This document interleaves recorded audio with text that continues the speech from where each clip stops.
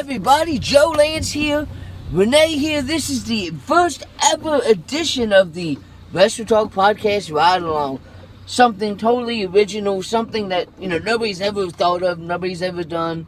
We got a special guest. We got the greatest world champion in the back, CM Punk. How you doing, CM Punk? You alright back there? I don't give a shit. You don't. The heck's wrong with you? I have it on pretty good authority, Nightmare Jones, that CM Punk has been constipated for the last 24 hours. Phil, can you confirm or deny it? Yeah, I am, goddammit. Oh, damn. So it sounds like CM Punk is constipated, so we may be in for a little bit more of a shoot today. Maybe. Than what we bargained for. So hopefully Phil can stay out of his feelings for 15 minutes, and hopefully he doesn't quit this episode of Wrestle Talk Ride Along and jump out the car or something like that, because we all know Phil tends to be a bit of a quitter.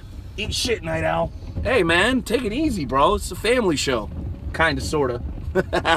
Hey Nightmare, real quick, you've been in KC for a couple of days, man. You were here for Universe Mania and a bunch of other stuff, dude. Highlights and lowlights up to this point, man. Oh my goodness, the highlights have to be the Universe Mania party. It was a great time. Lots of food, lots of drink, lots of extracurricular activities. I'm not going to say who, not going to say what. Naming no names? Naming no names, but it was... Maybe it was Phil. Maybe. I think Phil was getting back on the hippie lettuce. Were you there, Phil? Phil was getting up on that hippie lettuce. I know he was. I thought that I saw him, but every time I saw him, all I'd see was just clouds of smoke around him. All the time? I think he's been hanging out with Snoop Dogg. Yeah, no doubt about it. So, Universe Mania 3, man, I got to ask you, okay? Any negatives, any lowlights, man? Negatives? The only negative was the sound was a little bit off at times, but other than that, it was a great time. All right, so I got to ask you this. What's the story with you and the peanut butter? Me and the peanut butter? Of course. Of course. The peanut butter, yeah, April Fools, and I go out to Renee's car, and it wasn't set up for me, it was set up for Renee's daughter. They put peanut butter, his kids put peanut butter on the door handle of the car door. And, of course, they got her twice and they didn't take it off. So, of course, when I go out, I don't even notice it.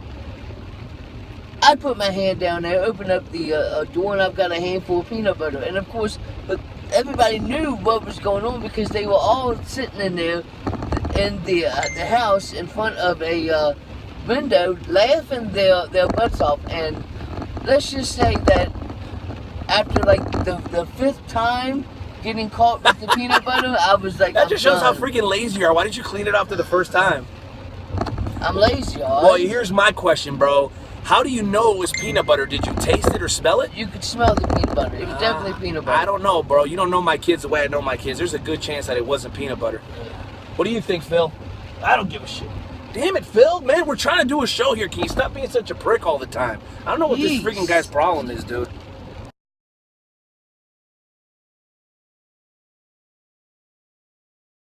So, well, I was up here visiting Kansas City. We went to a gas station. I picked up a package of macadamia nut cookies, and of course, when I'm getting these cookies, Renee, he's looking at me kind of funny, and he starts laughing, and I'm like, what's so funny? And he's like, I got a story about this. Stop laughing back there, Phil. Shit's not funny. I got a story about the macadamia nut cookies, but I can't say it in front of the kids. And I'm like, oh boy. Macadamia nut cookies. I thought we said we weren't going to talk about this, bro. This is really embarrassing. You know what? The floor is yours. Macadamia. So you're going to put me on the spot? Only because this is your last day in town, bro. Exactly. It's the only reason. All right, so when I was about 15 years old, I actually just had my birthday, and I got a bunch of cash, right? It was like $150 cash, and it was about 3 days after my birthday, and me and my buddy had this wonderful idea that the last $150 that I had, or the $150 that I had, the best way to spend it would be to buy a bunch of pot, or I should say hippie lettuce, right? hippie lettuce, right? And so you called a buddy, got a bunch of it or whatnot, and I guess our goal was, when I initially got it, was that we would smoke it all, or eat it, I should say, all in one day. And of course we failed. We were unable to accomplish our goal the first day or the second day. Well, by the third day, we were down to a pretty hefty amount, but in our minds it was doable to get it all done in one session. Totally unrealistic and totally stupid, and you're gonna find out pretty quickly why it was a stupid idea. Oh shit, there's a fire. Oh no, somebody's barbecuing. Kansas City. Woo. So anyway, so he picks me up that day, and at this point we're 15 years old, so we're riding our bikes everywhere, and so we need to find a place to go ahead and do this, right? So we went to this spot behind an apartment complex called the Bushies, affectionately called the Bushies, and all it was these 4 really tall bushies that were housing these air conditioning units. And it was pretty private. We were in like crates back there and stuff like that we just always hang out back there and drink like St. Ives and freaking old English 40 ounces that we would like have people buy us from outside. We'd be like, hey, here's some money. We tip the bums. We would tip the bums to go in and buy us alcohol at like 15 years old, right? So this is to give you an idea of the night owl as a youngster. So we go back there, we smoke. We accomplish our goal, we smoke it all. Well, you can imagine, after about an hour, dude, we were freaking starving. Stoned and starving. So we go across the street to the local Subway. And we both eat a 6-inch marinara or something like that. But really what we were there for were for those home-baked, Subway-baked cookies. Chocolate chip, macadamia, oatmeal, all that, right? But what they had the most of was the macadamia cookies. So at this point, we've already eaten our subs, and we start eating these cookies, and my friend Mario's just scarfing them down, dude. I think we got about 20 of them. Well, about 4 cookies in, man, and my stomach's not feeling all that great, man. And I tell my buddy Mario, I'm like, dude, my stomach doesn't feel all that well. And, and being the great friend that he is, much like most of my friends today, he was like, oh, are you sure you're cool, dude? And he's like munching away at these freaking cookies, right? And at this point, my stomach not only hurts, I'm starting to get this crazy nausea going on. And so I'm like kind of trying to, make myself feel better, take a sip of water here and there, and it's not really helping. Well, my boy notices this look on my face. I'm starting to lose color, right? 'Cause I'm not feeling good at all now, and I know something's about to go down. And of course, he's kind of like, man, what's wrong, dude? He's chewing, and now he's like kind of doing it on purpose because he's now figured out that I'm being grossed out, that my stomach doesn't feel. Well, shortly thereafter, I turn over to the side, and we're way in the back of this Subway, and there's like this much space between us and the wall. It's a 2-seater kind of area back there. Bro, I start projectile vomiting all over the wall. It looked like a damn mural by the time I was done with it, dude. And shit was sticking to the wall. It was the grossest thing you'd ever seen in your life. I didn't even have a chance to think about making it to the bathroom, bro. Literally, I barfed up the whole marinara sub and like all 5 of the cookies I'd eaten up to that point, and half of it was stuck to the damn wall. It was the grossest and nastiest thing you'd ever seen in your life. So when you bought those macadamia cookies the other day, that was like the first thing that came to mind, and it was a freaking nightmare from start to finish. Yeah. But it's funny, like 15, 20, 30 years later, you go back and look at stuff like that, and it's actually hilarious. It is. Dude. It is hilarious. It was freaking gross. It was disgusting. I hope that never happens to me ever again.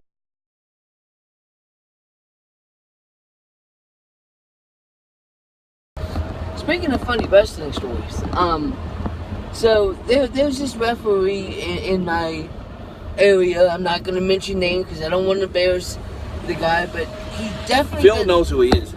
You know who it is, right, Phil? You're damn right I do.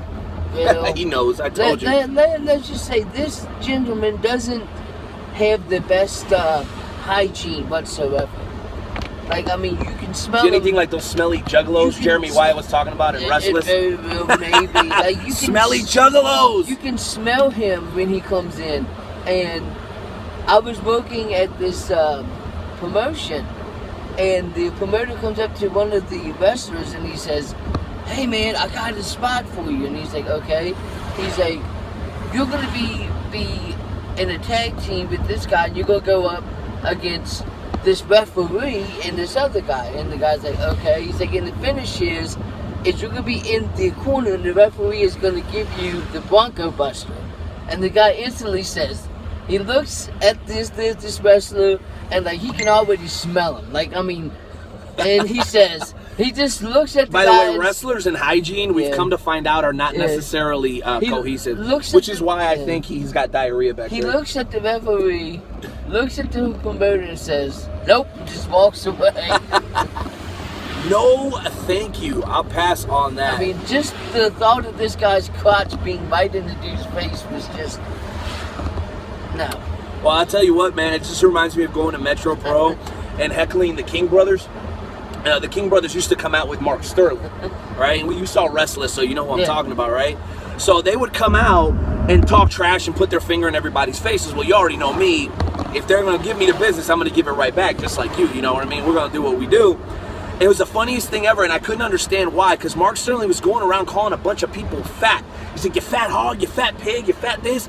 And we're all sitting there like, the two dudes that you walked out to the ring with look like they've never turned down a meal in their life, dude. It was crazy. I'm like, I'm trying to figure out if these guys are fat on purpose because they don't want to pay what it costs to turn a car into a lowrider, so that way their fat asses just sit in the car and just sink it down so low. But I couldn't figure out why Mark Sterling, the fittest wrestler on earth, is coming out and talking trash to us about being fat when his two buddies, affectionately known to us as not the King brothers, we would just yell, Burger King, Burger King, Burger King. Craziest thing ever. All right, man, last thing I want to ask you about, and Phil, you know about getting a bunch of heat, right, Phil? You damn right. I know you do. I don't know why Phil has a country accent today. I can't really figure it out. He's from Chicago, and that's part of the reason we don't like Phil. Fuck you guys. Hey, screw you, Phil. Dude, Roman, the heat Roman got on Monday Night Raw after WrestleMania, bro. Any thoughts on that?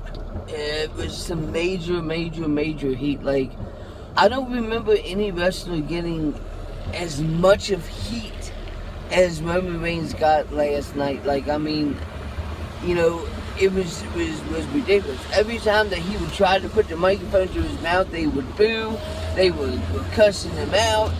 You know, the crowd was legit like F you, Roman. Yeah, but he kept his cool. He kept his cool. Like, he just was like, you know, and is it good or a bad thing? I think that it's a good thing because of the fact that, you know, they're doing what needed to be done. You know, everybody, you know, they got a reaction, and that's basically what you want when you're in the wrestling business. You want a reaction, whether it's cheering, booing. You know, they got a reaction. You know, he just retired The Undertaker. Of course, he's going to catch major heat, and that's exactly what happened. No doubt. Last thing, man, with a little bit of time got left, man, tell us about the belt and tell us about some of what you got going on behind the belt. The belt. Well, you know, I was walking down the street and I saw this bum, and he had the championship belt, and so I just full of crap. I just walked up to him and I said, "Hey, give me man," that belt, bitch. I said, how much for this belt? And he's like, just give me $20. So I gave him $20 and I got this belt. Just kidding. I got this belt for a Christmas gift from my cousin, and I've got a bunch of signatures. I'll show it if you point. I've got the Cowboy Rick Maverick. Yo, hey, Phil, you ever hold the IC championship? Because I didn't want to, you bastards. What the hell's his problem? Cowboy Rick Maverick, Little Nunzio. From ECW? From ECW, Dak Draper, Marty Bell. Dak Draper, Marty the Mile High Bell. Magnum. Exactly. You're missing one autograph. I am? Yeah, the Night Owl has not signed your belt. That was not important enough to sign. Oh my goodness, what are you talking about? All right, ladies and gentlemen, the Night Owl, Nightmare Jones, signing out. Catch you guys on the next episode. Peace. Everything that I've done, I blame life experiences for what I've become. Saved by Christ, yet I feel the need to tote a gun.